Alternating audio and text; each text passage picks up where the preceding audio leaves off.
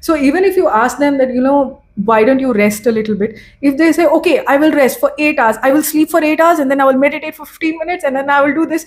I say, you're not getting the point of relaxing. I get a lot of male patients, right? I don't mean to sound sexist, but then this is something that I'm seeing through my practice a lot more, where they are very work driven. They are very, very, target oriented. So even if you ask them that, why don't you rest a little bit? If they say, okay, I will rest for 8 hours, I will sleep for 8 hours, and then I will meditate for 15 minutes, and then I will do this. I say, you're not getting the point of relaxing at all. You're still extremely driven. And people need to start understanding that this is purely because the other avenue of enjoyment has not been introduced to this person, right? And somewhere this alters the brain chemistry. So if you are a person who is purely driven by dopamine and adrenaline, you are going to keep seeking it time in and time again.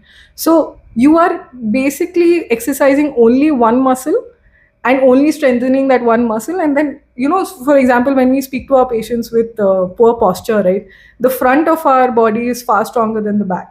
So you have a tendency to lean forward, right?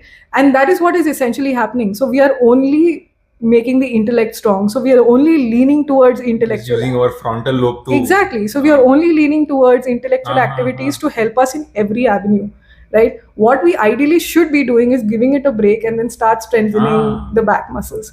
Okay, and that's something that's people are bored to do, right? If you tell a person like you need to go and exercise your back so that it doesn't hurt anymore, no one really wants to do that because it's natural and it is easy for you to incline in a particular manner. Correct. Right? So explaining this to them is very important, because somewhere down the line this is going to, too much of a good thing is also bad.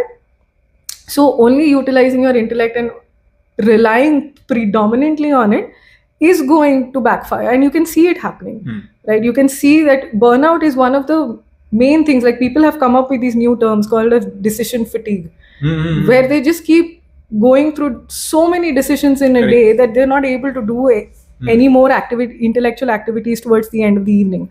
So you do need to start seeing that, okay, your intellect has developed a lot, right? And a lot of the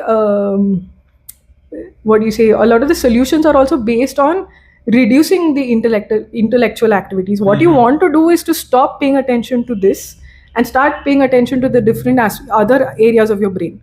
So once they start functioning, your intellect can calm down, get its space, get its rest, and also the other aspects of your body start to become a little bit more strengthened.